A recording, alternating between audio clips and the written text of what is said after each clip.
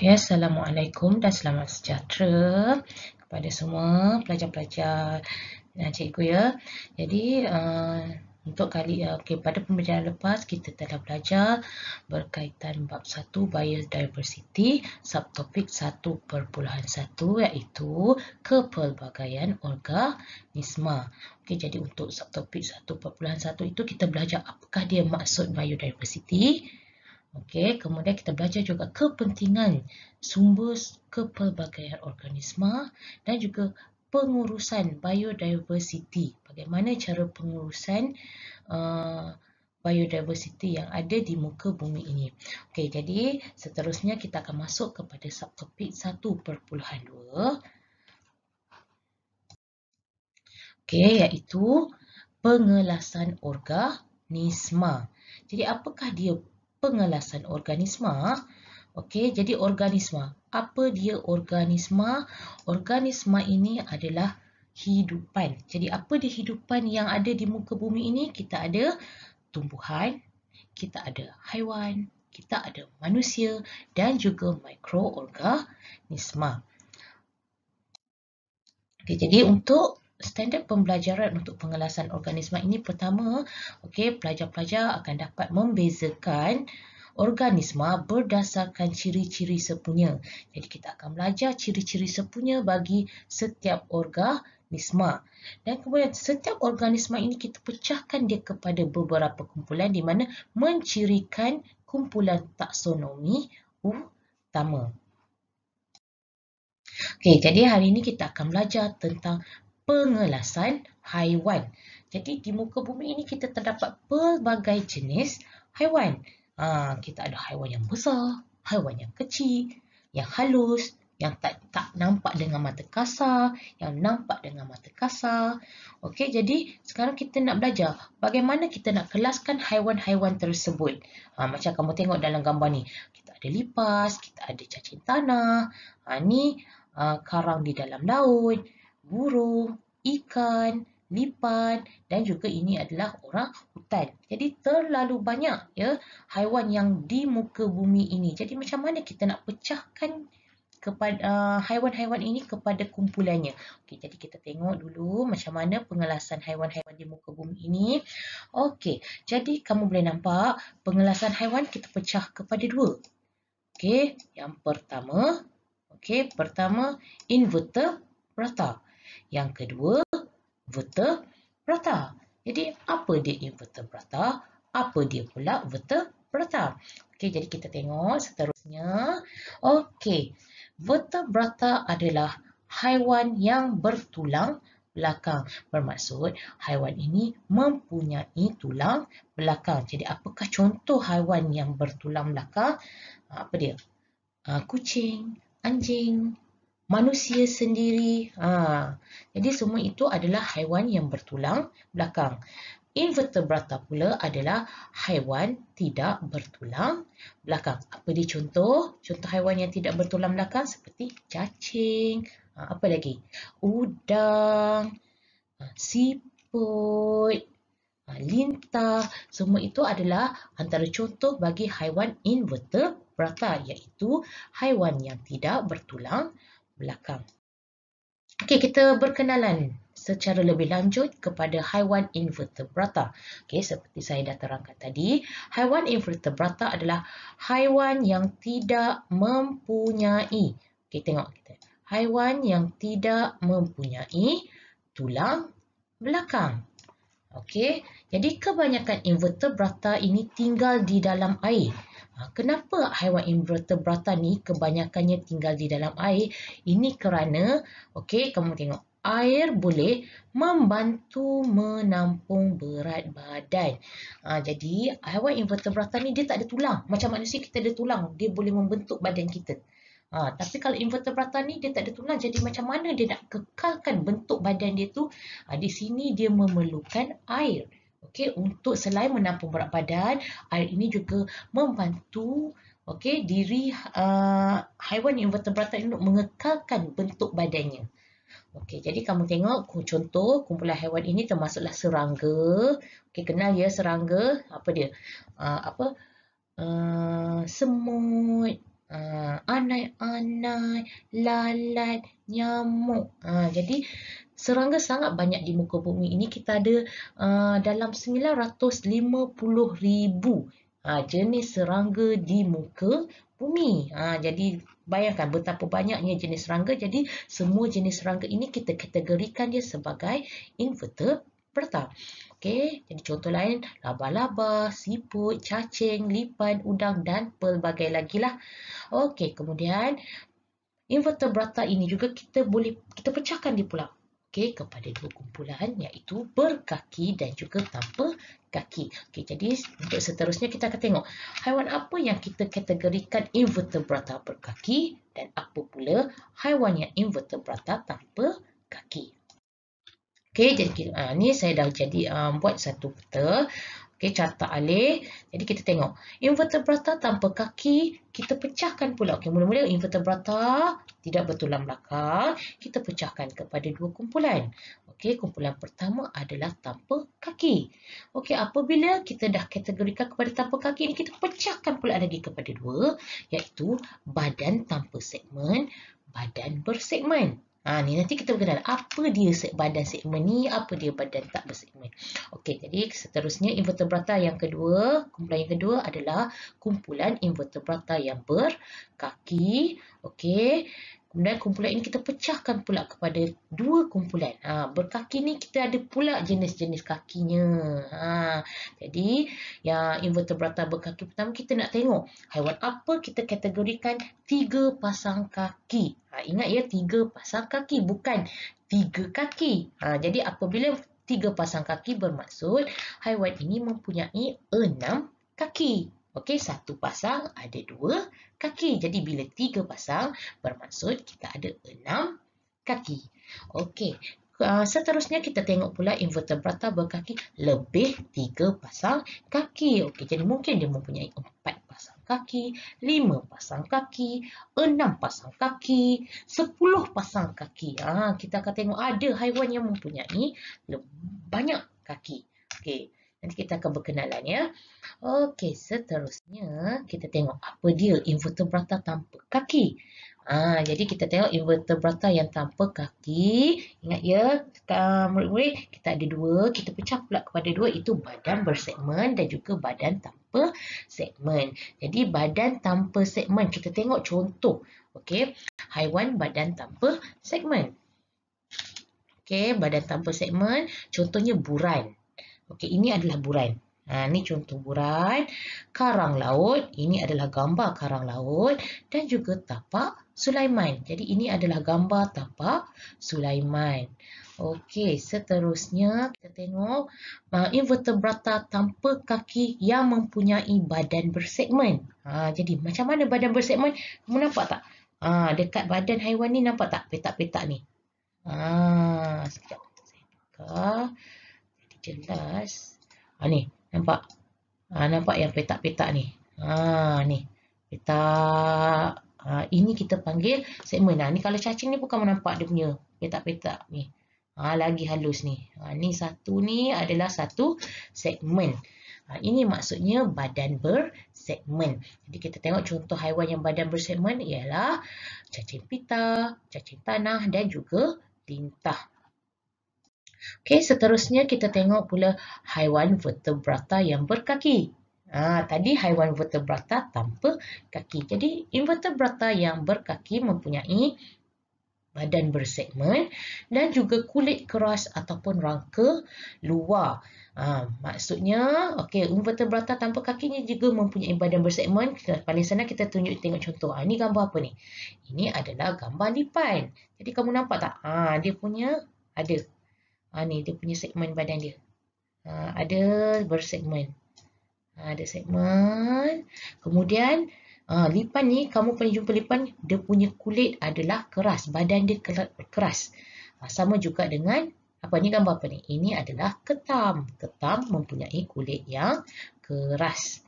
Okey, seterusnya kita tengok, ingat tadi vertebrata kita pecah, yang berkaki kita pecah kepada dua, iaitu yang mempunyai 3 pasang kaki, yang seterusnya lebih daripada 3 pasang kaki. Okey, kita tengok dulu contoh haiwan yang mempunyai 3 pasang kaki.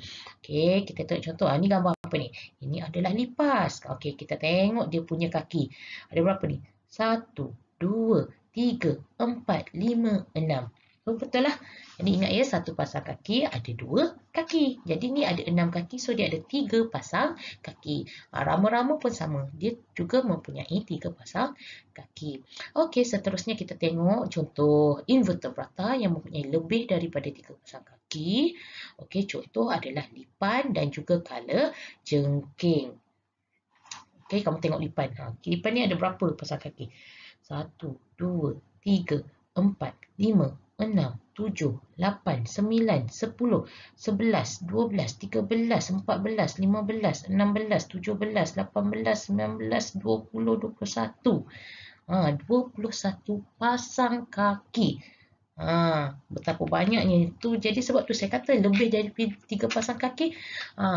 Ada sebab di muka bumi ini kita mempunyai pelbagai jenis haiwan. Okey, seterusnya habis invertebrata, kita masuk pula kepada vertebrata. Jadi apa dia haiwan vertebrata? Jadi haiwan vertebrata adalah haiwan yang mempunyai tulang belakang. Mempunyai tulang belakang. Okey, ini ciri yang pertama. Kita tengok pula kebiasaannya apabila kita sebut vertebrata, kita akan kaitkan dengan homoeoterma. Apa dia homoeoterma ni? Okey, senang. Homoeoterma ini adalah bahasa sains. Istilah sains. Kalau kita bahasa kita panggil haiwan yang berdarah panas. Okey, berdarah panas. Jadi kenapa kita panggil berdarah panas? Okey, ini kerana homoeoterma ini dia mengekalkan. Dengar ya. Ini penting, kamu kena ingat ni. Suhu dia adalah kekal. Suhu homoeoterma adalah kekal. Okey. Okey, mengekalkan suhu badan pada tahap yang tetap. Jadi, suhu dia tak akan berubah. Paling senang kita ambil suhu badan kita manusia. Okey, manusia adalah contoh homoeoterma. Jadi, suhu kita kalau manusia suhu yang sepatutnya adalah 36.9. Jadi, sekiranya mungkin suhu kita berkurang ataupun lebih, terus badan kita akan menerima kesan. Apa yang kamu akan jadi kalau suhu badan kita naik? Kita akan demam. Jadi, sebab apa? Sebab badan untuk homoeoterma ni, dia memang dah ada satu suhu yang sesuai untuk diri dia. Suhu dia adalah tetap. Sekiranya suhu berubah, terus akan menerima kesan. Okey, seterusnya kita pergi kepada vertebrata poikiloterma. Vertebrata poikiloterma ini mempunyai suhu badan yang berubah-ubah. Kalau tadi homoeoterma dia kekal. Kalau poikiloterma dia berubah-ubah. Macam kenapa dia boleh berubah-ubah? Jadi haiwan vertebrata poikiloterma ni dia berubah mengikut suhu sekeliling. Okey, dia mengikut suhu persekitaran. Okey, paling senang kita ambil biasanya haiwan dua alam lah. Biasanya haiwan dua alam ini dia mempunyai suhu poikiloterma ataupun dalam erti kata lain kita panggil dia berdarah sejuk. Kenapa? Bila dia turun masuk dalam air, okey, suhu dia pun akan ikut suhu air. Kalau dia naik ke darat lebih panas ya daripada air. Okey, bila dia naik ke darat, dia pun akan mengikut suhu ketika berada di daratan. Itu bezanya homoeoterma dan poikiloterma.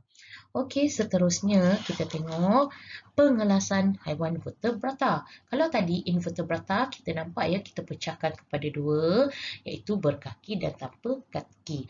Okey, kalau vertebrata pula kita pecahkan kepada 5.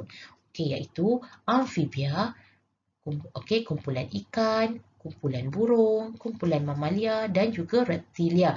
Jadi sebenarnya kumpulan-kumpulan ini kamu dah pernah jumpa ya ketika sekolah rendah. Cuma kamu mungkin belajar secara asas. Jadi sekarang kita akan belajar ciri-cirinya lebih mendalam. Okey, kita pergi slide seterusnya. Kita berkenalan dengan kumpulan yang pertama. Kita tengok ciri-ciri yang ada pada kumpulan ikan. Jadi ikan ni senang je. Biasa kamu boleh tahu. Bentuk dia sama je ikan. Jadi yang pertama dia adalah bersifat poikiloterma. Saya dah terang tadi apa dia sifat poikiloterma. Okey, jadi poikiloterma dia adalah haiwan yang berdarah sejuk. Okey, suhunya mengikut, okey, badannya berubah-ubah, suhu badannya berubah-ubah mengikut persekitaran. Okey, seterusnya kita tengok ciri-ciri badannya dilitupi sisik yang keras. Okey, kamu boleh tengok kalau kamu pergi beli ikan, kamu boleh nampak ni sisiknya. Nampak tak keping-keping? Sisik dia ni keras ya. Kemudian dia mempunyai sirip dan ekor. Jadi mana dia sirip, mana dia ekor? Ni mari kita tengok. Ni ekor. Kalau tak kenal lagi, ni saya nak bagi tahu. Ni ekor, ni sirip. Yang dekat tepi badan ni kita panggil sirip. Okey. Okey, kemudian dia bernafas melalui insang. Dia bukan macam manusia. Ni insang ni berada pada sini, dekat dalam ni. Dia bukan kat luar ya. Kalau kamu biasa tolong mak kamu siap ikan, kamu akan nampak kita akan buang insang dia kat tempat pernafasan dia ni. Okey, kemudian selain itu ikan juga dia bertelur. Biasa kamu akan jumpa telur dekat perut dia. Kalau biasanya mak kamu ni dalam perutnya tengah-tengah saya ikan nampak. Oh, mak ni ada telur ikan. Biasanya duduk dekat sini. Telur ikan tu kecil-kecil je. Dia banyak, okey, ada beribu-ribu telur dekat satu dia punya tube tu, satu rumah dia tu, kelongsong, kita panggil kelongsong, satu kelongsong tu ada beribu-ribu telur. Okey, kemudian dia melakukan persenyawaan luar. Ni kita dah belajar ketika tingkatan 1 apa dia persenyawaan dalam tajuk pembiakan. Okey, persenyawaan luar dan persenyawaan dalam. Jadi persenyawaan luar ini adalah apabila gamet jantan dan gamet betina dia bercantum, okey, di luar badan induk betina. Jadi dia bukan di dalam badan tapi dia berlaku di luar badan. Itu maksudnya persenyawaan luar. Jadi contoh kumpulan ikan adalah ikan emas, okey, ikan jerung, ikan talampia dan juga ikan kembung. Okey, jadi dalam kumpulan ikan ini, okey, untuk pengetahuan semua ada 2 jenis ikan yang kita tidak kategorikan dia dalam kumpulan ikan. Jadi apa dia? Okey, iaitu ikan paus dan juga ikan lumba-lumba. Kenapa? 2 ini kita tidak kategorikan kepada kumpulan ikan. Okey, jadi nanti saya akan terangkan dalam kumpulan. Okey, dia tak dah saya beritahu terus. Jadi 2 ikan ini kita kategorikan dia sebagai mamalia. Jadi kenapa kita panggil dia mamalia? Okey, nanti kita akan berkenalan dengan kumpulan mamalia. Okey, seterusnya kita lihat kepada kumpulan seterusnya iaitu amfibia. Okey, amfibia ni juga mempunyai ciri yang sama iaitu poikiloterma. Maksudnya haiwan-haiwan amfibia ini mempunyai darah sejuk. Dia berdarah sejuk. Jadi suhunya berubah-ubah mengikut persekitaran. Jadi kita boleh tengok badannya dilitupi dengan kulit yang lembap. Boleh hidup di darat dan di air. Jadi sebab tu dia kategori poikiloterma sebab suhu badan bila duduk di darat berubah, bila duduk di air pun dia boleh berubah mengikut keadaan persekitaran. Okey, anak amfibia dia bernafas melalui insang. Okey, apabila dewasa dia akan bernafas menggunakan paru. Okey, kemudian dia melakukan persenyawaan luar, sama juga gamet jantan dan gamet betina dia bercantum di luar badan induk betina. Okey, jadi kita tengok contoh kodok, katak, salamander. Jadi kalau kan paling senang lah biasa kamu tengok katak. Katak apabila dia kecil dia duduk dekat mana? Dia duduk dalam air. Dia adalah berudu, tadpole ya. Jadi ketika dia jadi berudu, dia bernafas menggunakan insang. Okey, apabila dia dah bertukar dewasa, okey, dia menjadi dewasa dah menjadi katak, okey, dia akan bernafas menggunakan paru dan juga kulitnya yang lembap. Okey, seterusnya kita akan pergi kepada kumpulan yang ketiga iaitu reptilia. Okey, reptilia kita nampak dia juga mempunyai ciri yang sama seperti tadi ikan dan juga amfibia iaitu dia poikiloterma, iaitu suhu yang berubah-ubah mengikut persekitaran. Okey, jadi reptilia ini mempunyai ciri telur bercengkerang. Jadi telur untuk reptilia ni adalah keras. Bercengkerang. Okey, seterusnya badannya bersisik dan berkulit keras. Okey, bernafas melalui paru. Okey, kemudian dia melakukan persenyawaan dalam. Kalau tadi dua kumpulan tadi dia melakukan persenyawaan luar. Okey, tapi berbeza dengan reptilia, dia melakukan persenyawaan dalam di mana gamet jantan dan gamet betina dia akan bercantum di dalam badan induk betina. Jadi kita tengok contoh untuk reptilia, okey, ular, buaya dan juga kura. Ni contoh telur. Kamu nampak cangkerang. Okey, jadi kulitnya sangat keras. Sebab tu kelas, kalau kamu pergi main dekat kawasan hutan ke kawasan semak, kadang-kadang kamu akan jumpa telur ular ni. Ni telur buaya ni. Okey, kalau telur ular ni bentuk dia macam bola golf. Kamu kalau jumpa bola, saya jumpa bola golf lah, pun main. Kamu pun terus ambil, jom kita main. Bahaya tu ya. Sebab tu kalau jumpa dekat dalam semak telur apa-apa, jangan ambil. Sebab itu kadang-kadang itu adalah telur ular. Okey, jadi berhati-hati. Okey, seterusnya kita tengok kumpulan seterusnya adalah burung. Okey, tadi kita tengok semua tiga-tiga kumpulan tu Poikiloterma. Kumpulan keempat ni barulah kita jumpa dengan Homoeoterma. Jadi apa dia? Homoeoterma. Okey, jadi homoeoterma adalah berdarah panas dan suhunya adalah malar ataupun tetap, tidak berubah. Dia tidak berubah. Jadi kumpulan burung ini dia bernafas menggunakan peparuh. Okey, bernafas menggunakan peparuh. Okey, badan dilitupi dengan bulu pelepah. Kamu akan nampak ya, kalau biasanya burung ni dia punya bulu tu panjang. Dia kasar, dia macam kamu biasa tengok kan kalau ada cerita zaman lama-lama tu, kita ada diguna bulu pelepah jadikan pen. Jadi itu adalah kita panggil bulu pelepah. Bulu dia tak halus macam kita bulu manusia. Kamu tengok bulu kucing, tak, dia berbeza. Jadi kalau kategori burung ni dia memang mempunyai bulu pelepah. Okey, kemudian seterusnya dia melakukan, kumpulan burung ini juga melakukan persenyawaan dalam. Okey, persenyawaan dalam di mana gamet jantan dan gamet betina, okey, dia bercantum di luar badan, di dalam badan induk betina. Jadi kita tengok contoh burung gagak, burung belatuk, burung kakak tua, burung helang, ayam. Ayam pun dikategorikan sebagai burung. Dan itik juga kita kategorikan sebagai burung. Ayam kalau kamu tengok, kamu cuba cabut bulu ayam. Sebab tu adalah bulu pelepah. Itik pun sama. Okey.